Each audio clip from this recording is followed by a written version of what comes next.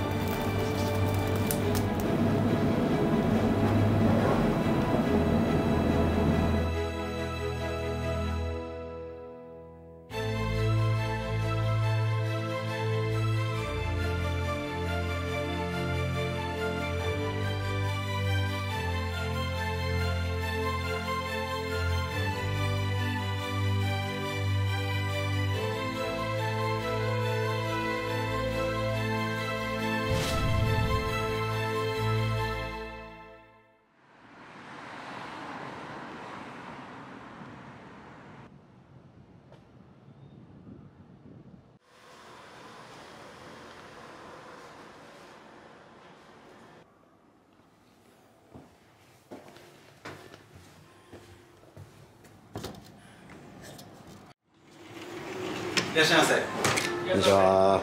こんにちは。今日よろしくお願いします。よろしくお願いします。名前が店の名前にもなっております近藤元樹と申します。経歴としては専門学校を卒業後に最初京都の料亭に入って、日本料理ですね、それを約5年ほど修行して、で、出身東京だったので東京戻ってきて、でそこからお寿司屋さん、もともと六本木にあった寿司湯ってところに入って、でそこでは1年半弱ですかね修行して、でその後、いくつか2つですかね、店の立ち上げ手伝って、で、今に至るという感じですかね。もともと日本料理の時からそうですけど本読むの好きだったので、いろいろ書籍を漁ってというか、初版が1989年とかもっと古い本も読んでます。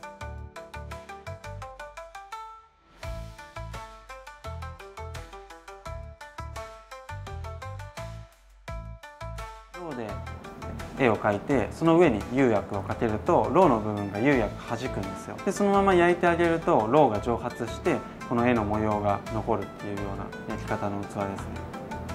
もう料亭時代はもう自分の料理だけに集中していればよかったですけど、やっぱりカウンターのお仕事ってお客様と、コミュニケーションを取りながらお仕事するっていう、それが楽しかった部分の一つでもありますけどね。やっぱり作って目の前で食べてもらってそれを見れるっていうのが反応をすぐ見れるので。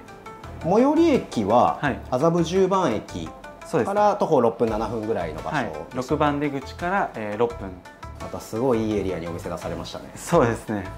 僕はその京都の料亭だったので、押し寿司とかそういう文化もあって、握りを出すにしろ、仕出しとかもあったりして、空気をなるべく減らすような握り方をしてて、空気が入ってると劣化しやすくなるんですよ。でそれ空気を握るっていう握り方で、お出ししてたりとかしたので、カウンターの握りってどっちかっていうとその空気をちょっと含ませたエアリーな握りもするので、もうその場で食べてもらうのと、その調理した後数時間後に食べてもらうのとは全然、やり方が違うなっていう。基本的に、今日フルコースなんで、つまみからの握りっていう感じですか。つまみ6品で握り10貫、玉赤だしデザート2品ご用意します。なんかそこまでに、修行時代含めて、なんか大変だったことってあったりしましたか？オープン準備はやっぱ初めてのことが多かったので、それは大変でしたかね。僕で言うと器揃えるのが大変でした。器、はい、僕結構こだわりが強くて、はい、もうなんかこれっていう気に入らないと嫌なんで、はい、妥協ができなくてなかなか見つけられなくて大変でしたね。この後はい、いろいろ出てくると思うので、器にもぜひ注目したいなと思うんですけど、はい、ありがとうございます。料理に合わせるのにはバッチリだなと思ってよく使わせてもらってます。はい、1品目とかはもうめちゃくちゃ和食っぽいかもしれない。楽しみ。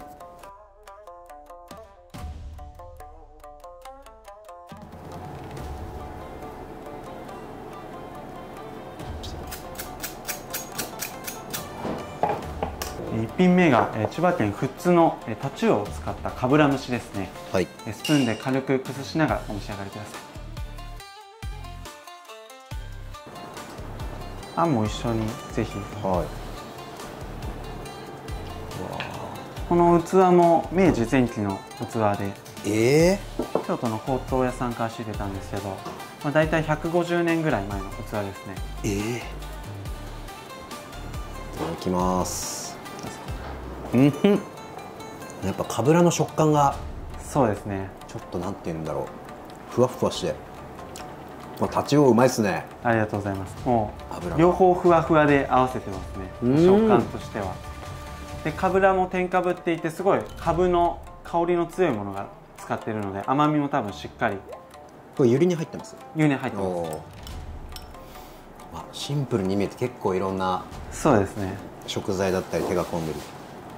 美味しいです。ありがとうございます。今日は蔵囲い、どこですか？蔵囲い工具ですね。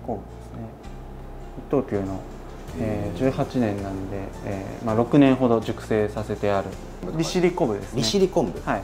利尻昆布の浜でいろいろ分かれてて、はい、今日は船舶落ち着いてぐーっと旨味が出てくるような感じの昆布になる。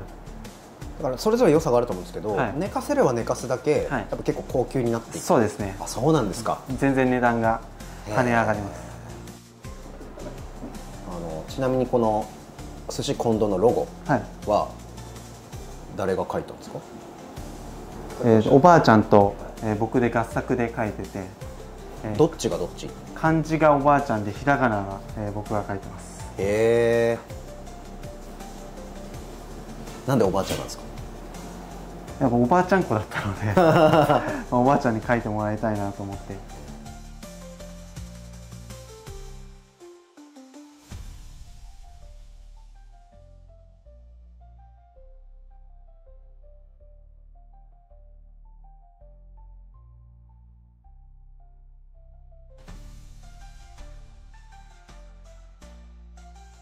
どうぞ。これがカワハギのお作りですね。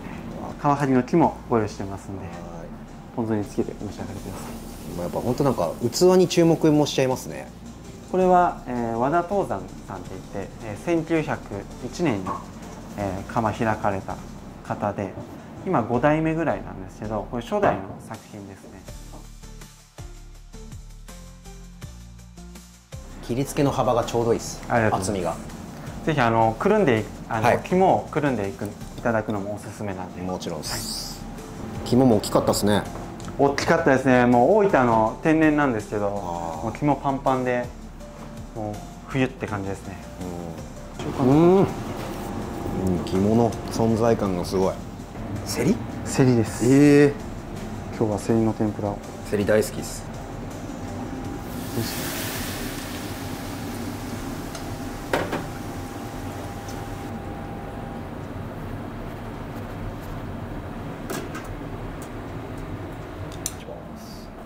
どうぞ。セリの天ぷらです。すごいいびつなこの形がまたいいですね。なんか大地の恵み感がすごいあって、いただきます。器ともすごく合ってると思うんですよね。ちょっと土の感じですね。これイガ焼きなんですけど、これも薄衣の天ぷらにしてサクサクにしてっていうので作ってます。渋いですね。いや、これ多分渋いんでハマる人にはめちゃくちゃハマるんですよ。すごい大人のお料理というか、でも軽やかというか。そうですね。今日こちらの香箱ガニご用意してます。今日はこれ福井小浜港。福井ですね。はい、港の名前も書いてあると。小浜港。これをこのまま食べてくださいじゃなくて、ここからまた、はい、お願いします。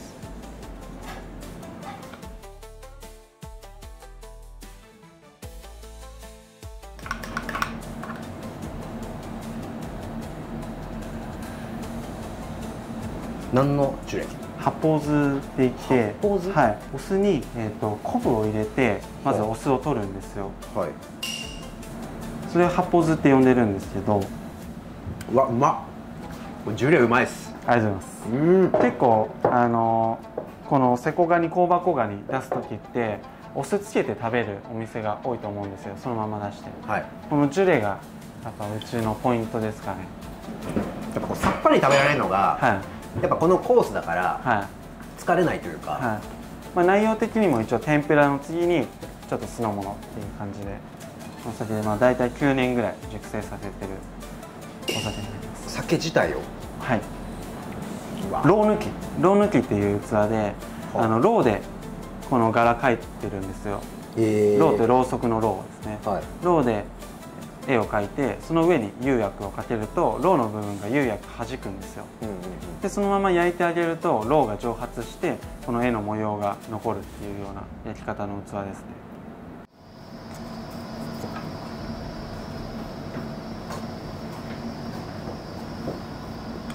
この後わら焼きします。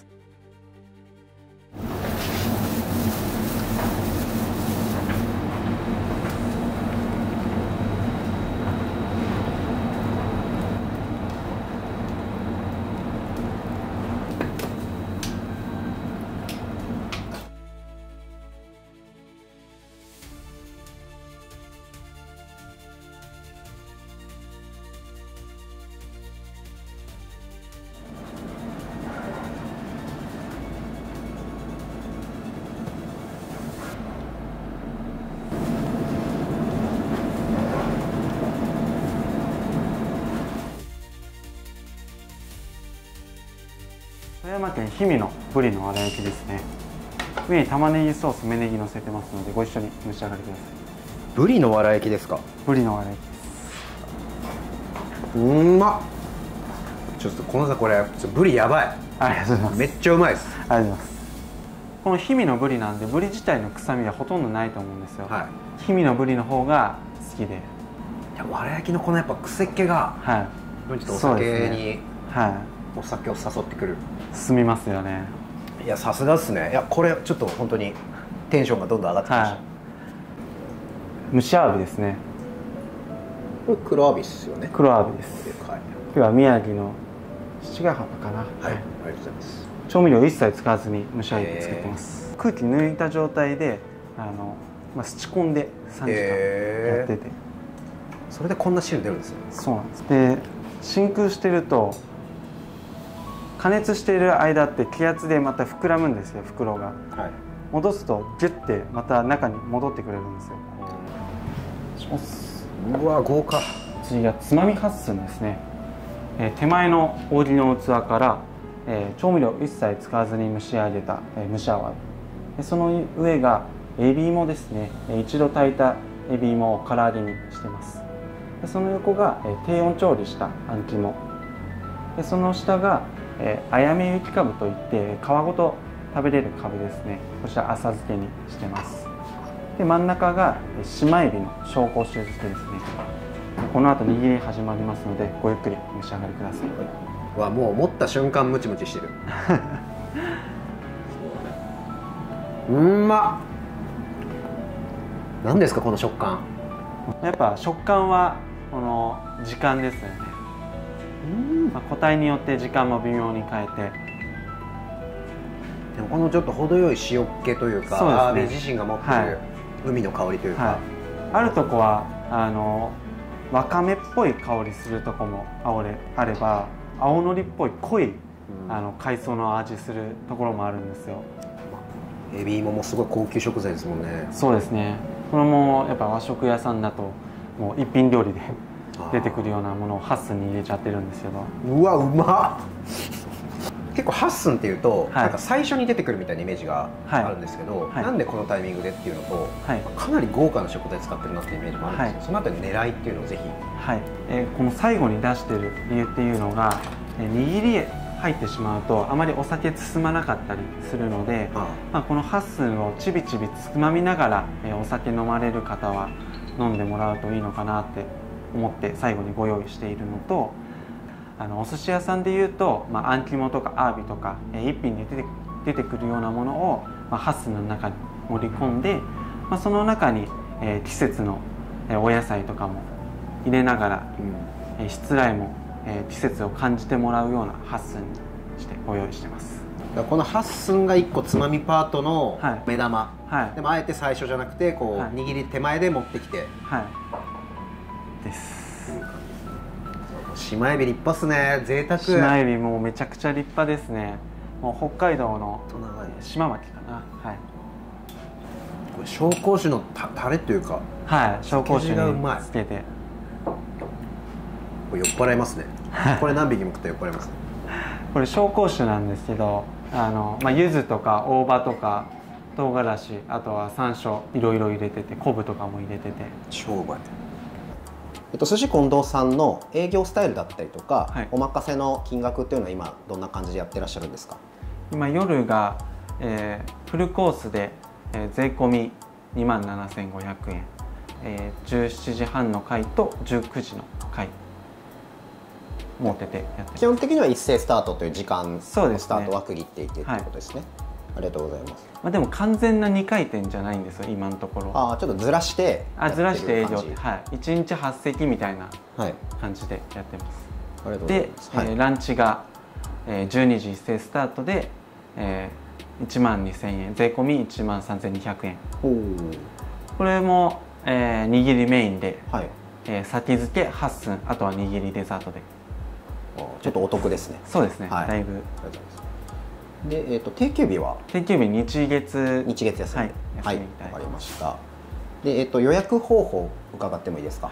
予約方法、テーブルチェック、食べログ、一皿でご用意します。基本的にはそのネット予約からのそうですね、日にち見て、電話していただいても大丈夫です。電話も OK ですか？ありがとうございます。こちらからご予約できると思うんで、ぜひよろしくお願いいたします。ありがとうございます。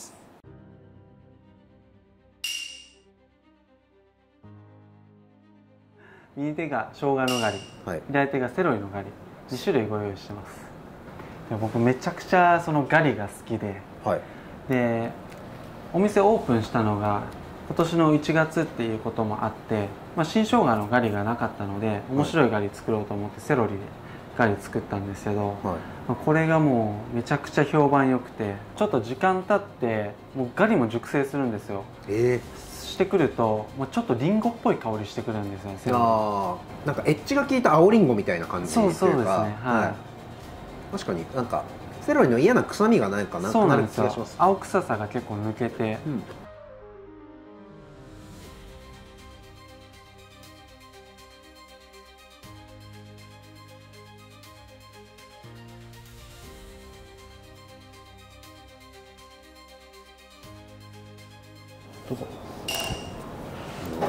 すごいですね。今日は泉のカスをお願いします。またこの寿司下駄がちょっと面白いですね。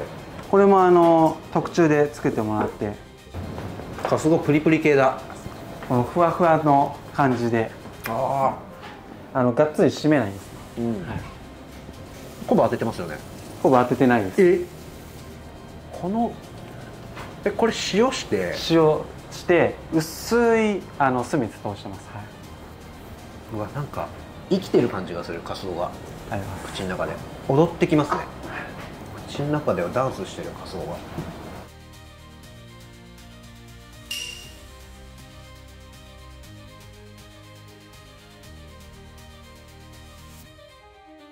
このピンクの身質と黒い皮目がコントラストが美しいな。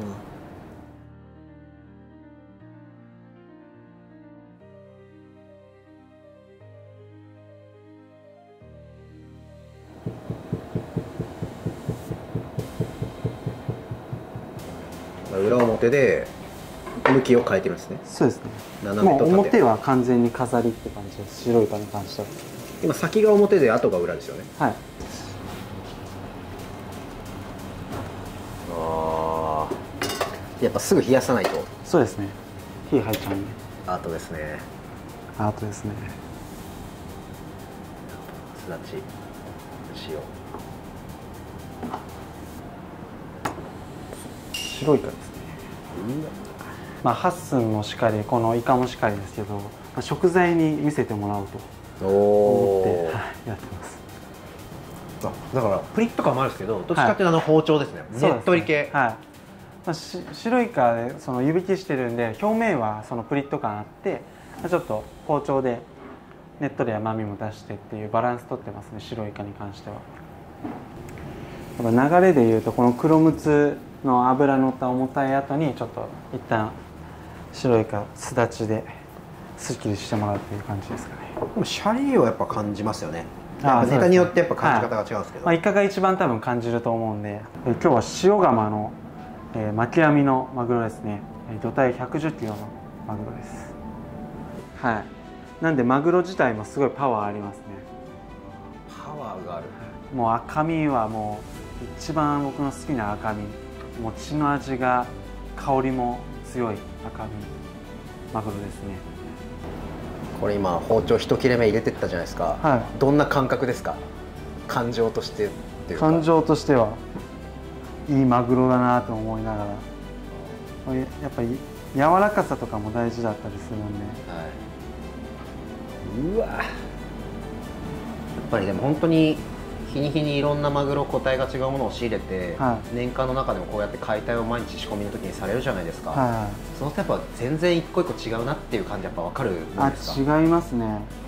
でもやっていく中でやっと違いが分かってきたというか、これは熟成向かないなとか、乾燥熟成とかもしたりするんですよ、はい、乾燥熟成向くなとか、これ向かないなとか。塩味がやばいですね。やばいっすね。柔らかそう。めちゃくちゃ柔らかいです。いいですね。腹でこれはめちゃくちゃいいです。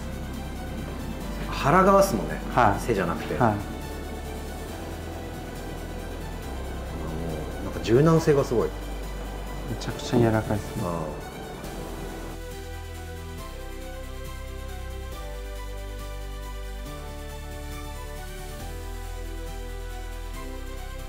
確かに今日なんかオーラがありますね、マグロに。ありますね。ありますね。いや、すげえな。持った時の音でなんかね、くちゃって音がするじゃないですか。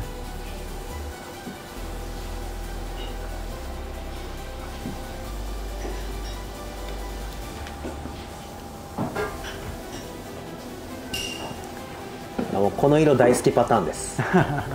これもう間違いないです。ちょっとオタクトークですけど、はい、このやっぱ黒いじゃないですか、赤黒いじゃないですか、はいはいはい、が一番好きなんですよ。ああ、いいですよね。もうちょっと絶対濃い感じが、そう、血の濃い感じがしますもんね。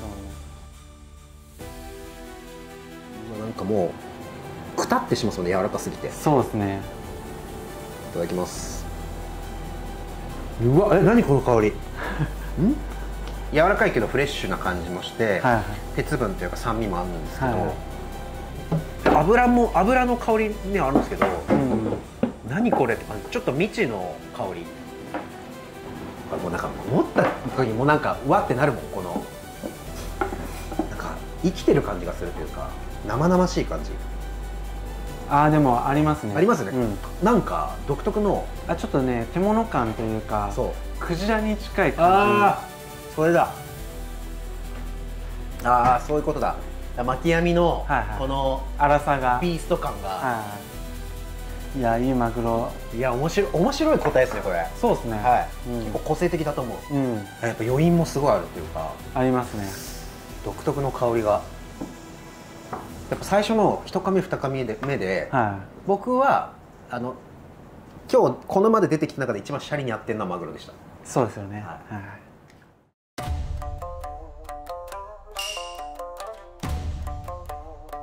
うわ、何これ。すいません、ちょっとテンション上がりすぎちゃって。楽しいです、こっちも。はい、ぶち上がってきてます。これめちゃくちゃ美味しいです。何このフォルム。何これ。だから結構あれですね、近藤さんちょっと包むように握ってるというか。そうですね。やっぱり明らかにホームランバッターだなって感じです。そう、4番って感じ。うん。ここからのマグロ2連発からのレコハダっていうこの。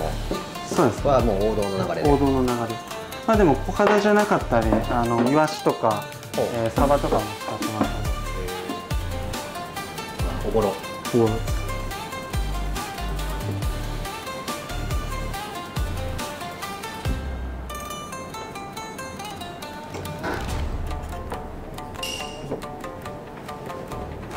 僕結構いろいろ変えますよね、切り付けは。気分が大きい。気分が大きいです。まあ、あとなんか皮硬いようなやつだったらいっぱい入れたりとかもありますけど、基本的にやっぱ小肌は大力さんで天草の天草か佐賀って感じですか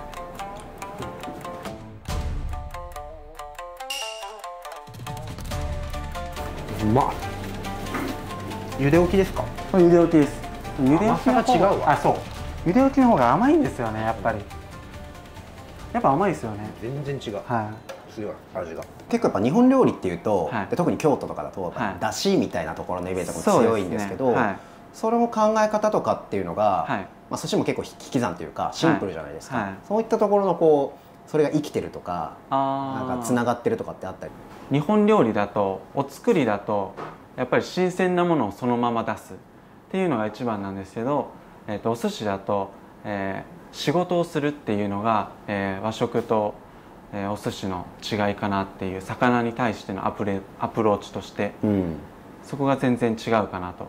なんで意外と違うなっていう部分は。はい、でそこからまあ、すごい有名な寿司優さんで、ますますその寿司にはまってって、はい、深いところまでいろいろ学びをされたと思うんですけど、はい、修行自体に何かこう学んだこととか、はい、すごく勉強になったな、今の糧になってるなってことって何かあったりされますか？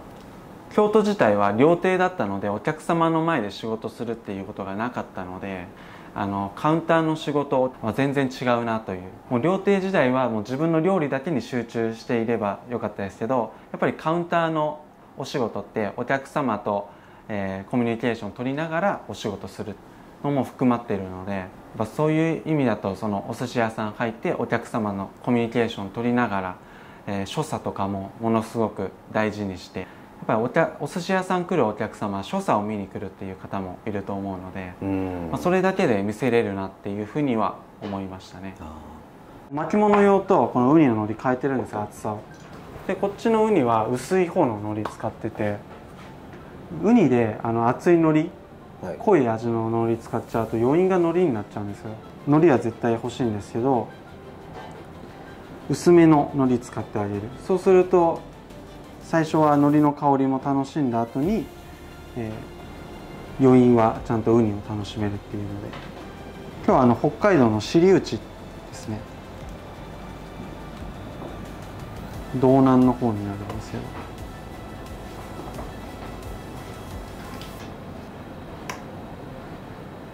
うわ重ねた。どうぞ。濃厚ですね。バタンっぽい紫っていうかさっぱりの、はい、さっぱり濃厚系。海苔でまた違う。違います。確かにちょっと熱いですね。こっちの方が熱くてバリバリなんですよね。で海苔もパンチあって、塩コショウ、はい、もう扱いがステーキじゃないですかもう焼いてる姿は本当ステーキですよ。肉、魚の肉なんで全然だれないというか重くならないですね。炭でやると全然香り違うんですよね。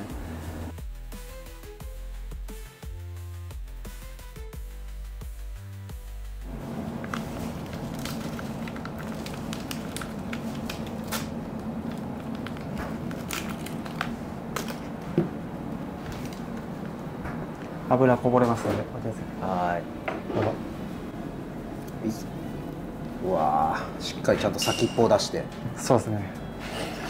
あとこの海苔の切り方がワイルドでしたね。あそこの最後の下をちょっとだけ残してピッてガブッといってください。でもやっぱ魚ですね。ですね。軽やかさもあるし、と魚のいいとこですね。で海苔がまたこの食べ応え、そうなんですよ。バリバリでさっきの海苔とは違くて、やっぱカマトロの存在感もあるんで、海苔の存在感も。実山椒です。実山椒。実山椒です。ちょっとうなぎっぽい感じのテイストになると。うなぎじゃない。ぽくはないですけど。穴子に山椒。はい。粉山椒ではないんで。山椒似てるんですか？似てます。まあ有馬山椒ですね、いわゆるお店で作ってるんですけど。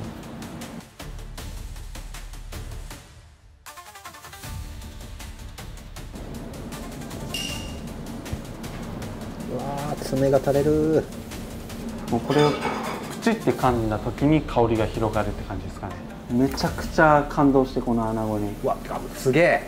もうとろけるんですよ。もうトロトロっすね。持った瞬間に、しかもずっしり感がすごい。ふわとろでとろけるんで、これ、スペシャリテの一つかなと思ってます。もちろん穴子の答えも素晴らしいんですけど、実山椒があることで、ちょっとオリジナリティが出て、このプチっていうのはすごい分かりました。山椒噛んで香りが広がる感じが。穴子も確かに物が全然違う。そう、物がもうめちゃくちゃいいんで、最近玉をデザートにするスタイルが多いじゃないですか、お寿司屋さんって。プリンっぽいやつ。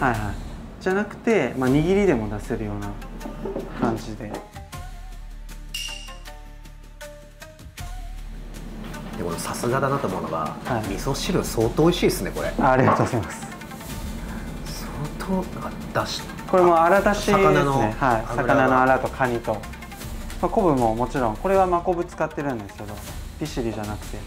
抜かりないですね。味噌汁本当美味しいです。ありがとうございます。で、味噌も白味噌と赤味噌をブレンドしてやってますね。合わせ味噌じゃなくて、赤と白で合わせてって感じです。めっちゃうまい。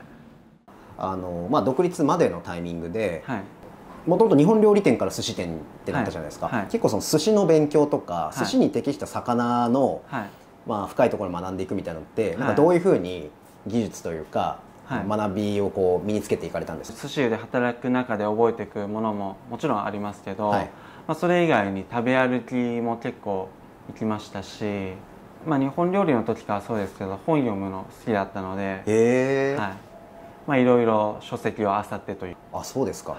本当古い本とか、店にあんまり置いてないですけど、お寿司だとこういうのとかも。高橋さんのぜひちょっと見せていただいていいですか？寿司の魔力今日持ってないですよ。大丈夫です、ありがとうございます。ハモ料理。ハモ料理だけどもめちゃくちゃあって、もっと面白いやつあるんですよ。結構昔のそういうのとか読んだりしました？日本料理は昔のですね。本当に。これでも全然和食のやつなんですけど、初版が1989年とか。100年以上前の。そうですね。もっと古い本も読んでます。でも結構そのね、ハードな仕事じゃないですか。だからそういう休みの日とかに読むんですか？それとも夜な夜な寝る間も惜しんでみたいな。休みの日もありますし、スイッチが入ると仕事終わりに気づいたらガーッと読んでる。やっぱこういうそのなんていうかな、先人の知恵をしっかり見ること。意外と今のやつより昔の方が勉強になること多くて、今の料理本って結構店の紹介が重きを置いてて、昔の本の方が意外と勉強になる。それだから調理方法とか、なんかそういうテクニカルなことが結構意外と昔のにまとめられてるみたいな。そうですね。ありがとうございます。もちろん多分いろいろ市場行かれたりとか、自分で家でとかそういう特訓もされたと思うんですけど、結構こういうなんか文献からアプローチするっていうのは、なんか近藤さんの性格が出てるのかなっていうか。このタイプか。ホッキ貝ですね。この仕込みは、もう完全生で、だしにつけてあげてます。だしっていうのはホッキ貝のだしですか？いや、これはかつおだしですね。つけてあげると生なんですけど磯臭さが全然なくて、臭み取れてうまみも補強できるので、それでやってます。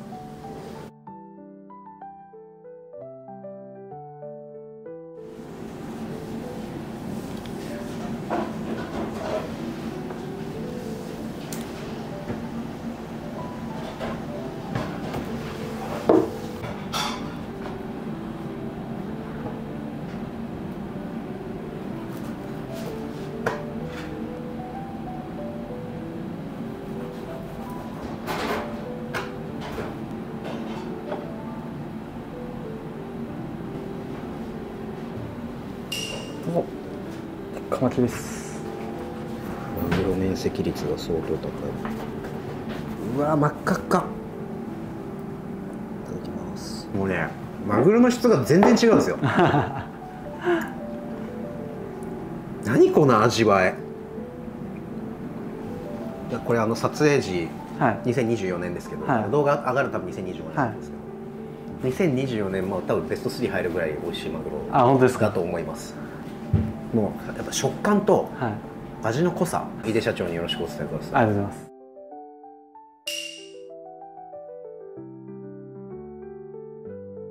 お米は何を使って？お米は里山の粒とつや姫のブレンドです。塩と砂糖は和三盆ちょっとだけ入れてます。本当保湿程度なもんで。甘み、お米の旨味っていうか甘みもあります、ね。あ、そうですね。米がものすごく粒がでかいんですよ。里山の粒って。でそれで米の旨味をしっかり感じれるような感じですね。お酢は何種類か混ぜてるんですか？お酢は山吹と珠玉。何これ？いちご大福です。またすごい現代的なフォルムのいちご大福ですね。はい。このお餅もすごいですね。ありがとうございます。求肥も手作りで。あんこもちょっと若干甘さ控えめで。大将のこだわりを今日すごい最初から最後まで感じてるんですけど、はい、寝てますか？大丈夫ですか？寝てます寝てます。全然。仕込み大変ですね。仕込みは大変ですね。でこういう和菓子っぽいのが多いんですか？はたまにですね。はい。まあ時期によってフルーツのゼリーがけみたいなとアイスみたいなのも多いですし、今日はいちご大福ご用意しましたけど。コミス。コミス。これ海外の梨、洋梨ってこと？日本で作られているやつです。これは山形で作られている。おお。次が洋梨のジェラートですね。デザート2品出るお寿司屋さんってなかなかほぼ初めてかもしれない。なんで、はい、2品出すんですか？デザート。単純に僕が甘いもの好きっていう。あ、そうなんですか。はい。めちゃくちゃ甘党なんで。ちょっとこうさりげない感じですね。濃すぎないっていうか。はい、でももうめちゃくちゃ本当洋梨ですね。これ。おいしい。ありがとうございます。やっぱ満足感というか、はい、さっぱり締められますね。最後ちょうど口の中が。改めて寿司近藤さんのこだわってらっしゃるところとか、はい、大切にされているところ、はい、どんなところですか？こだわりしかないんですけど。それをすごい感じましたよ今日。もうそうですね。もうトータル的なことをでも含めて細部まで細かくやっていきたいなと思ってて、器しかり、料理もそうですけど、最後のデザートまで、もちろんお寿司が寿司屋なんで、もうお寿司はもう本当に力入れてやってるんですけど、細部までこだわって。やっぱり見た目だけだとすごいキリッとされてて、はい、男前で、はい、な感じですごい若くて勢いがある感じと思いきや、はい、結構その文献読んだりとか、はい、器とかその細かいところまで手を抜かないっていう意味で言うと、はい、結構硬派な方なんだなというか。あ、そうだと思いますね。